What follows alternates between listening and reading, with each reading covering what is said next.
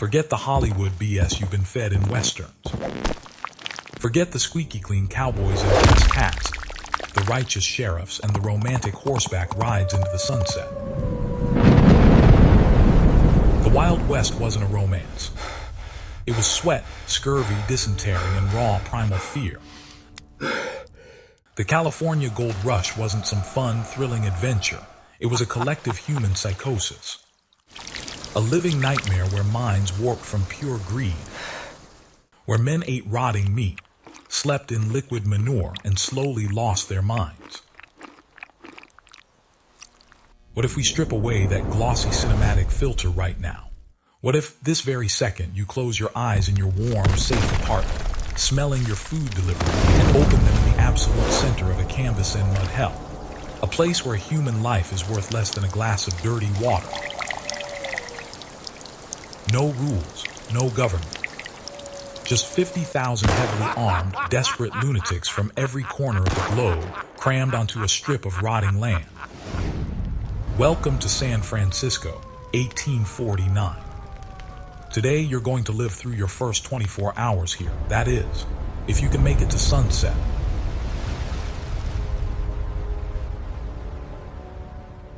Just a second ago, you were lying on your memory foam mattress. You were tapping your phone, checking your crypto wallet, wondering what show to binge watch in the background. You took it for granted that civilization is permanent. Big mistake.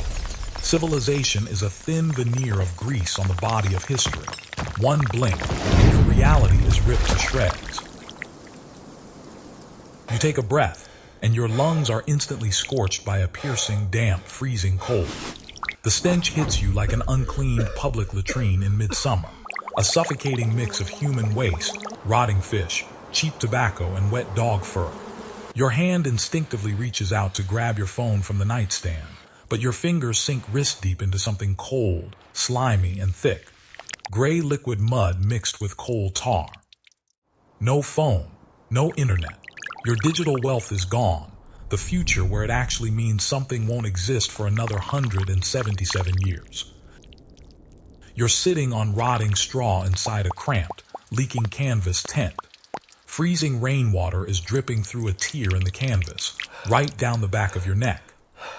Next to you in the dark, an old man in a shredded wool coat is hacking up blood. You're wearing your stylish 2026 hoodie, but it's already caked in soot, and your white sneakers are completely soaked through with icy filth. You have no weapon, no gold, and not a single soul you know within 3,000 miles. You are a nobody. Your brain is panicking. Your heart is hammering against your ribs, and your primal survival instinct is screaming in your ear. Get up and move, or you die right here. You push past the wet canvas flap and crawl outside.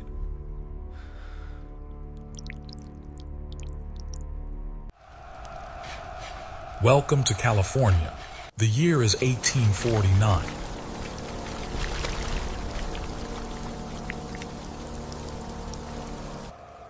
And you are completely trapped here. What you're looking at isn't a city. It's a massive refugee camp for the entire planet. San Francisco in '49 is a chaotic mess of canvas tents, makeshift shacks made of old tea crates and liquid excrement. There are no paved roads. Instead of streets, you see rivers of thick gray sludge swallowing horses alive. Literally, a wagon passes you, its wheels buried to the axle, and a furious driver is whipping a stuck ox to death right in the middle of the road. You take a step, and your leg sinks into the mire up to your knee. Forget your sneakers. They are now a permanent part of the California geological record. Your stomach violently twists from a deep, hollow hunger. You haven't eaten in what feels like days.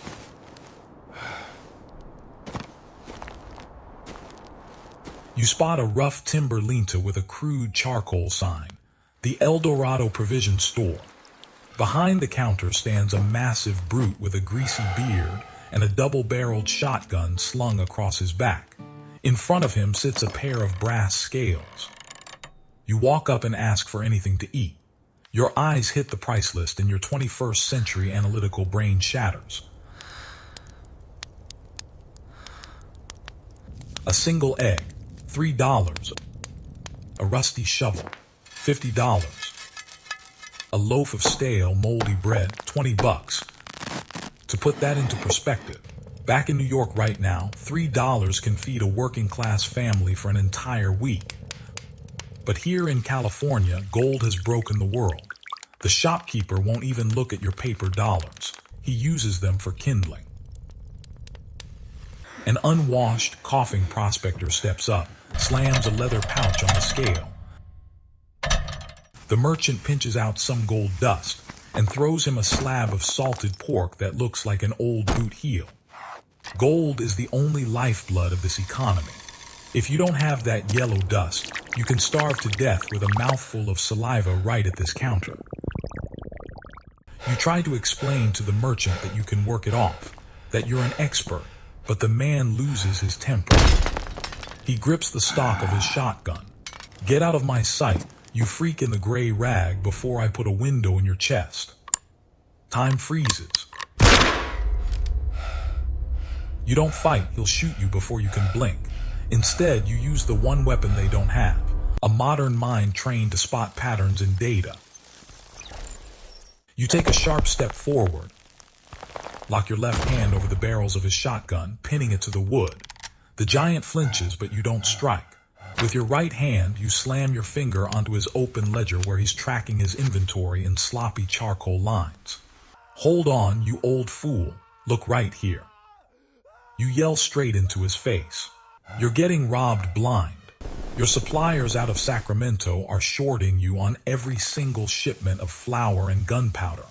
You can barely write, but I can read your numbers in a split second.